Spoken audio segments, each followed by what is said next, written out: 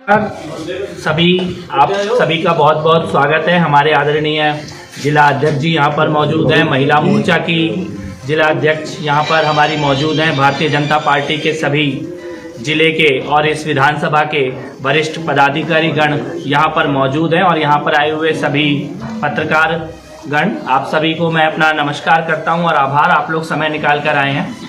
मैं कुछ बातें बताने के लिए दिल्ली से आज यहाँ पर आया हूँ। कुछ बातें जो मेरे मन में हैं और मुझे लगता है कि क्योंकि दिल्ली ने जो देखा है, दिल्ली में और आम आदमी पार्टी में शुरू में जो लोग थे इंडिया अगेंस्ट करप्शन में और आंदोलन में, उन लोगों ने जो देखा है उसकी बात देश के उन राज्यों में जानी बहुत ज़रूरी है जहां पर वही झूठ दोबारा बेचने की कोशिश की जा रही है, उसी प्रकार का छलावा करने की कोशिश की जा रही है। तो इसीलिए मैं सबसे पहले तो ये कहना चाहता हूं कि पिछले कुछ दिनों में दिल्ली ने जो देखा उसका एक छोटा सा अनुभव, खास तौर पे ये जो ऐतिहासिक लगभग 100 साल के बाद पूरी दुनिया में आई हुई महामारी जिसका सामना पूरा विश्व कर रहा है, पूरी मानवता कर रही है, उसके दौरान किन लोगों का क्या एटीट्यूड रहा था, किस प्रकार से मानवता को कुचलने का काम उस पार्टी ने किया जो दिल्ली में सत्ता में बैठी है और यहाँ पर पंजाब के लोगों से आज उसी प्रकार के झूठ बोल के वोट मांगने के लिए आई है,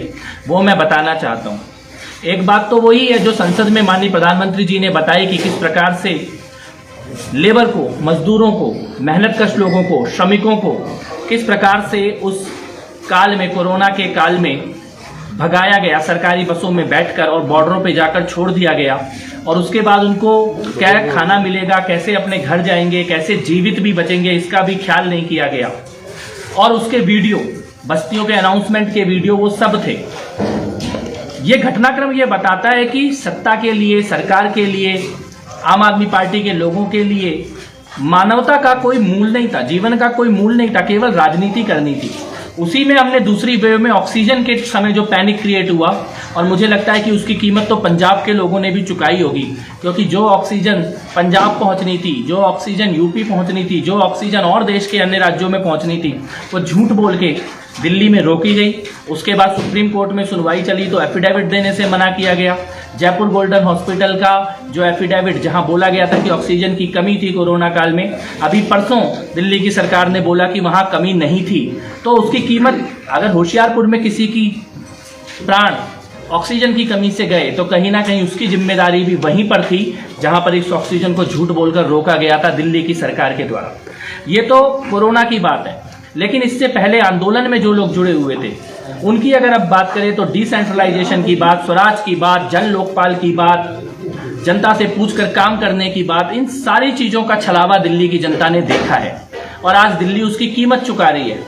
एजुकेशन, जिसका झूठ पंजाब की जनता को दिखाने की कोशिश की जा रही है, यहाँ के इमोशनल लोगों को, भावुक लोगों को बेचने की कोशिश की जा रही है, एजुकेशन का झूठ। मैं यहाँ पे ये सवाल आप सबके माध्यम से पूछने के लिए आया हूं कि दिल्ली में ऐसा एक भी स्कूल जो पिछले 7 साल में इस सरकार के द्वारा जिसकी फाउंडेशन रखी गई हो और कंप्लीट किया गया हो, ऐसा एक भी स्कूल दिल्ली के अंदर अगर बना है तो पंजाब की जनता को उसका नाम बता दें, उसकी लोकेशन बता दें कि वो स्कूल कहां पर बना है दिल्ली में, जिसका फाउंडेशन इस सरकार ने रखा और कंप्लीट किया हो।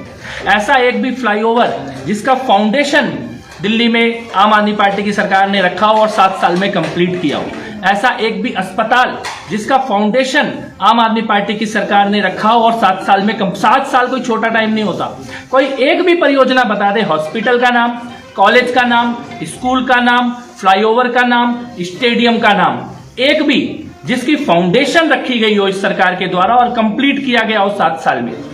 तो किस प्रकार के मॉडल की बात की जा रही है?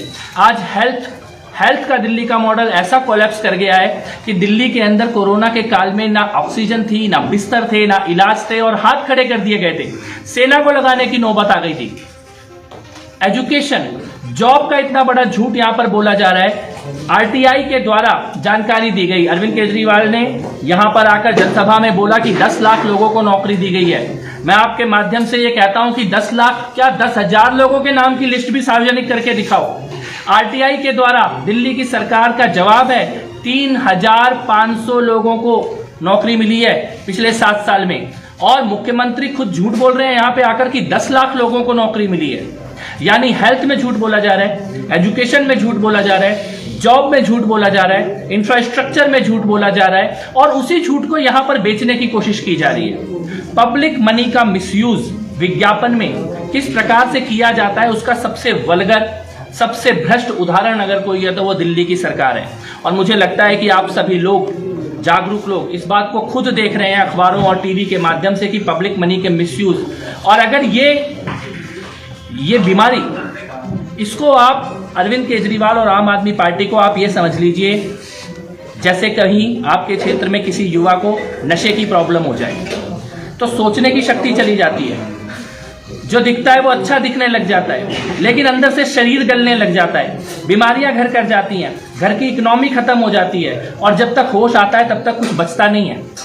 आप आम आदमी पार्टी को इस चिट्टे की, नशे की बीमारी के बराबर समझिएगा, और आप ये मानिएगा कि ये जो झूठ आज यहाँ बेचने की कोशिश की जा रही है, एक बॉर्डर स्टेट में, एक प्रॉस्परस स्टेट में, एक ऐसे स्टेट में जो भारत का रोल मॉडल है, उसको जिस जाल में फंसाने की कोशिश की जा रही है, उसके सामने अपनी विनती, अपनी प्रार्थना, अपनी बात रखने के लिए मैं आज यहाँ पर आया हूँ। और एक और बात मैं यहाँ पर कहने के लिए आया हूँ, क्योंकि दिल्ली के भयानक दंगे उसी क्षेत्र में हुए जहाँ मैं रहता हूँ।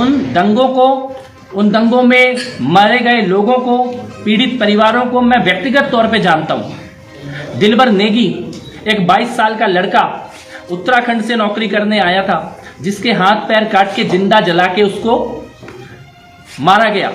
आईबी ऑफिसर अंकित शर्मा, जिनको गली से खींचते हुए ताहिर हुसैन, जो आम आदमी पार्टी का निगम पार्षद था, उसके घर के अंदर ले जाके उसकी हत्या की गई। चुने हुए निगम पार्षद की छत पर बम मिले, पेट्रोल बम मिले, गुलेल मिली, हथियार मिले और नरसंहार करने की साजिश के प्रमाण मिले। इस वक्त दिल्ली के हाईकोर्ट में दिल्ली दंगों की सुनवाई चल रही है। वहां पर उमर खालिद के खिलाफ सबूत सामने आ रहे हैं, वहां पर सफूरा जरगर के खिलाफ सबूत सामने आ रहे हैं, वहां पर ताहिर हुसैन के खिलाफ सबूत सामने आ रहे हैं। इन सबको बचाने वाला कौन था दिल्ली में? इन सबको प्रोटेक्शन देने वाला कौन था? इनको शरण देने वाला कौन था? दिल्ली में जो भयानक नरसंहार जिहादियों के द्वारा, इस्लामिक आतंकियों के द्वारा प्लान किया गया, उसके पीछे कौन लोग थे? उनके सामने खड़े होकर किसने बोला था कि मैं शाहीन बाग के साथ खड़ा हूं? ये मनीष सिसोदिया ने बोला था। किन्होंने कहा था कि ये सड़कें बंद करेंगे तो कोई बात नहीं, इनको खाना पानी हम भिजवाएंगे। दंगों में सरकार किसके दरवाजे पे मदद करने गई और किसके दरवाजे पे मदद करने नहीं गई, ये सवाल भी पंजाब के लोगों को पूछने होंगे। क्योंकि अगर इस प्रकार के देशद्रोही, टुकड़े टुकड़े गैंग, आतंकी, दंगाई, जिनकी छतों में बम रखता है, उनको शरण देने वाले, उनको बचाने वाले ऐसे लोग अगर आज आपके बीच में आए हैं, तो कहीं ऐसा ना हो कि इसकी भारी कीमत पंजाब की धरती को भी चुकानी पड़े। पंजाब ने पहले भी अलगाववाद की बहुत भारी कीमत चुकाई है, बड़ी मुश्किल से चीज़ें शांत हुई हैं।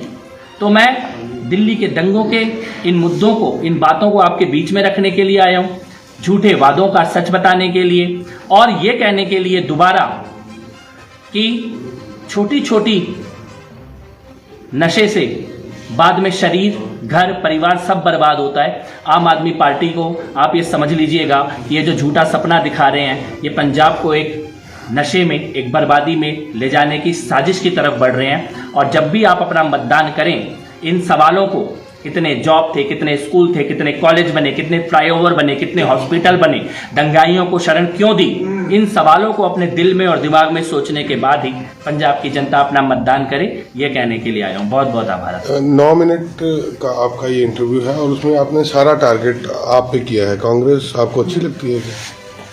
कांग्रेस पार्टी देश में ख़त्म हो चुकी है और मुझे लगता है कि पंजाब की जनता इस बार पंजाब से भी कांग्रेस मुक्त पंजाब बनाने की तरफ जा रही है। मुझे ये लगता है कि कांग्रेस पार्टी का सच पिछले कुछ सालों में पंजाब ने अच्छी तरह से देख लिया है। वहाँ पर किस प्रकार से खुद ही एक दूसरे को चोर साबित किया जा रहा है। कांग्रेस का भ्रष्टाचार, कांग्रेस की कमी बताने के लिए सिद्धू क्या कम है, रोज सुबह सिद्धू की पत्नी, सिद्धू की बेटी, सभी बता रहे हैं कांग्रेस कितनी बड़ी चोर है। तो मुझे ये लगता है कि कांग्रेस के बारे में पंजाब को अच्छी तरह पता है और आम आदमी पार्टी के बारे में भी पता है प्रबुद्ध लोगों को, इंटेलेक्चुअल लोगों को। लेकिन दिल्ली का जो दर्द है वो एक बार जरूर पंजाब के गांवों तक, पंजाब के शहरों तक पहुंचे, उसकी मैं कोशिश कर रहा हूँ।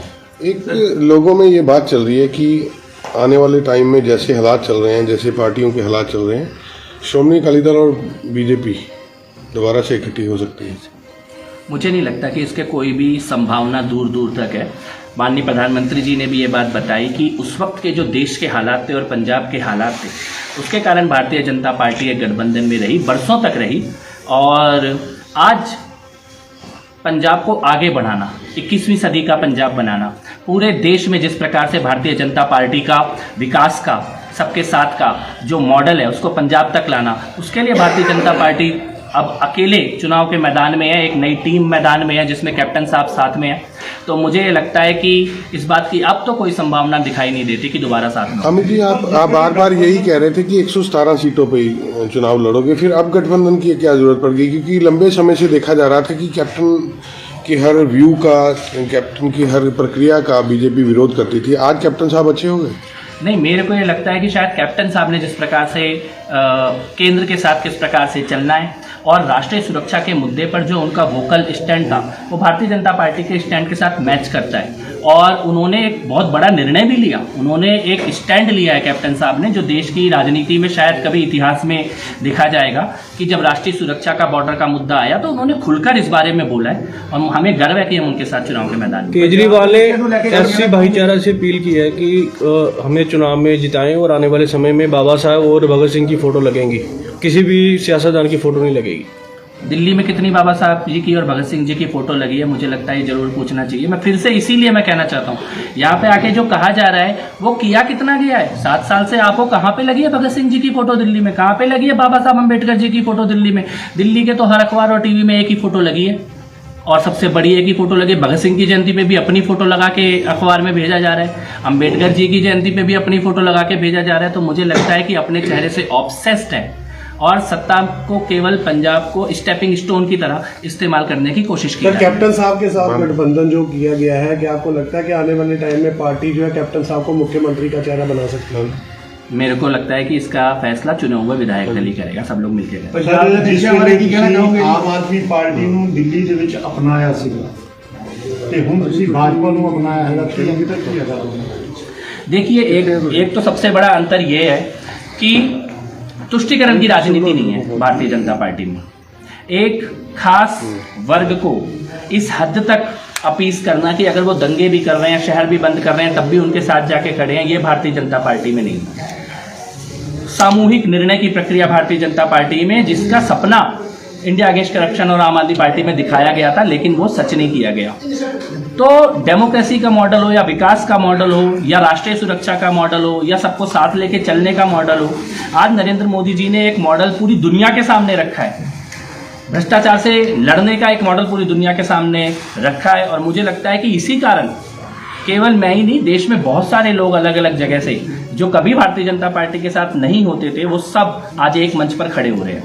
ਤੇ ਆਮ ਆਦਮੀ ਪਾਰਟੀ ਦਾ ਵੀ ਦੱਸ ਦਿਓ ਨਾ, ਜਿਹੜੀ ਅਪਣਾਈ ਸੀ ਤੁਸੀਂ ਕਿਉਂ गए ਸੀਗੇ आम आदमी पार्टी ਦੇ ਵਿੱਚ, ਕੀ ਕਾਰਨ ਸੀਗਾ ਬਾਹਰ ਆਏ हो? हाँ जी, मैं 2017 में बाहर आया हूँ, मंत्री था सरकार के अंदर। 2.5 साल के बीच कार्यकाल में पार्टी को छोड़ा, भ्रष्टाचार के मुद्दे पर मैंने पार्टी को छोड़ा। मैं इंडिया अगेंस्ट करप्शन के फाउंडर मेंबर और आम आदमी पार्टी का फाउंडर मेंबर रहा हूँ।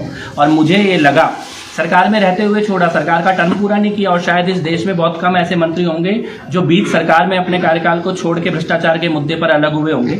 क्योंकि मुझे ये लगा कि जिन बातों को कहकर जनता से वोट मांगा गया था, जिन बातों को कहकर जनता के बीच में गए थे, चाहे वो स्वराज की बात हो, डिसेंट्रलाइजेशन ऑफ पावर की बात हो, चाहे वो भ्रष्टाचार से लड़ने की बात हो, चाहे वो शीला दीक्षित के घोटालों को खोलने की बात हो, चाहे वो डेवलपमेंट की बात हो, गरीब इलाकों में, गरीब बस्तियों में, उन सब बातों में छलावा किया गया। और इसीलिए सार्वजनिक तौर पर बुलंद आवाज करके सामने से लड़ते हुए उस सरकार से अलग हुआ हूँ और उसी बात को आज पंजाब की जनता को बताने के लिए आया हूँ। ਤੇ ਹੁਣ ਜਿਹੜਾ ਆਮ ਆਦਮੀ ਪਾਰਟੀ ਛਲਾਵਾ ਕਰਨ ਜਾ ਰਹੀ ਹੈਗੀ ਆ, ਤੁਹਾਡੀ ਨਿਗਾਹ ਦੇ ਵਿੱਚ ਉਹਨਾਂ ਨੂੰ ਕੀ ਕਹਿਣਾ ਚਾਹੋਗੇ ਜਨਤਾ ਨੂੰ?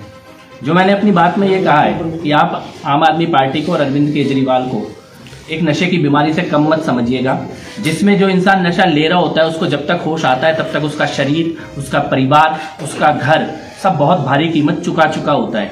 और इसीलिए इस बीमारी से बचने से पहले जो सही सवाल हैं वोट डालने से पहले इन सवालों को जरूर उठाया जाए।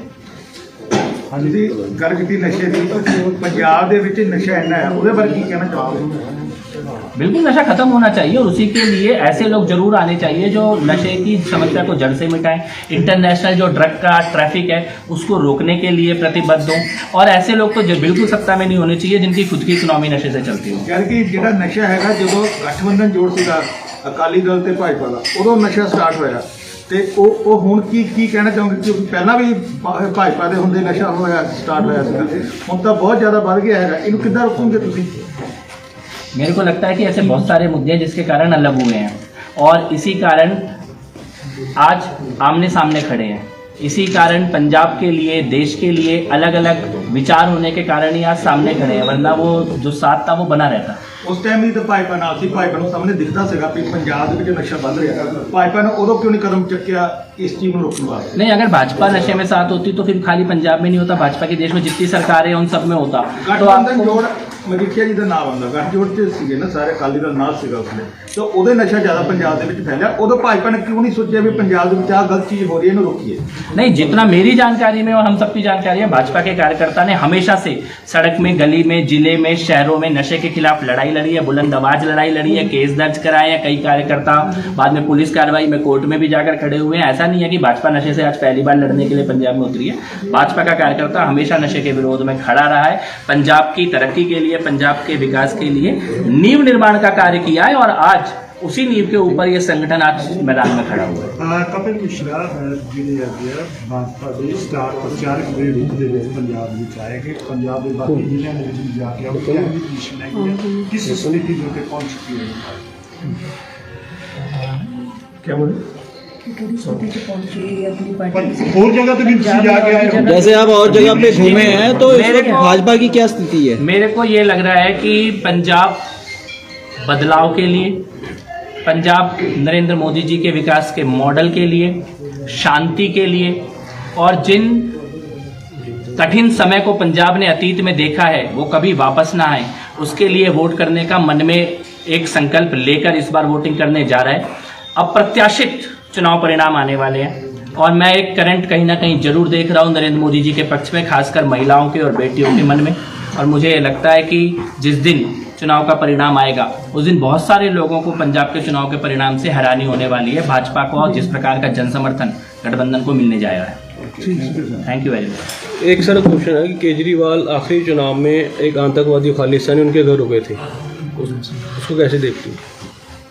पंजाब की जनता को ये सवाल बार बार पूछना होगा। पिछली बार वो रुके थे, इस बार पर्दे के पीछे से हैं, लेकिन वही गठबंधन है, उसी प्रकार की फोर्सेस हैं, वही नीयत है, और अब तो दिल्ली में दिल्ली दंगों का एक्सपेरिमेंट करने के बाद पंजाब में आ रहे हैं। इसीलिए मैंने दिल्ली दंगों की बात को यहाँ पर उठाया है इस मंच से, जिससे कि पंजाब में जो प्रबुद्ध लोग हैं उनको ये सवाल जरूर उठाने चाहिए कि इनके पीछे पैसा किसका था पिछली बार, जिनके घरों में रुके थे, क्या आज उनसे अलग हो गए हैं, या आज भी पर्दे के पीछे वही ताकतें इनके साथ खड़ी हैं?